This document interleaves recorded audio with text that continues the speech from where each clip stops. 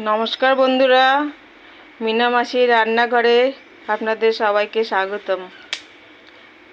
আমি আজকে ছোট্ট করে একটা ব্লগ করছি। এখানে আমি সর্ষে নিয়েছি, এবার সর্ষেতে আমি আমের ফোড়ন দিয়ে দেব। এটা আমের টক করবো। আর এইদিকে আমার কোয়াশ আর সয়াবিন আলু সিদ্ধ হচ্ছে। আর এখানে বিউলির ডাল নিয়েছি, আর এখানে ভাত হয়ে গেছে।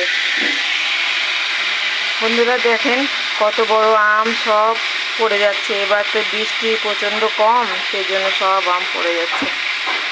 আর এদিকে আমি বেলের শরবত বানিয়ে নিয়েছি, এটা আমি এখন খাবো।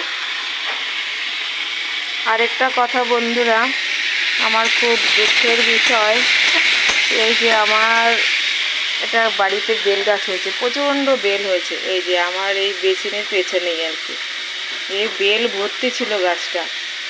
এই গাছটাতে কেন জানি না হঠাৎ করে পুরো শুকিয়ে গেছে, বেলগুলো পুরো শুকিয়ে গেছে। কালকে বেল পেরেছে, বড় বড় বেল সব নষ্ট। একটা ভালো পেয়েছি, সেটার থেকে বেল বানিয়েছি, দাদাভাই খেলো আর এই আমি খাবো। বন্ধুরা আপনারা ভিডিওটা দেখতে থাকুন।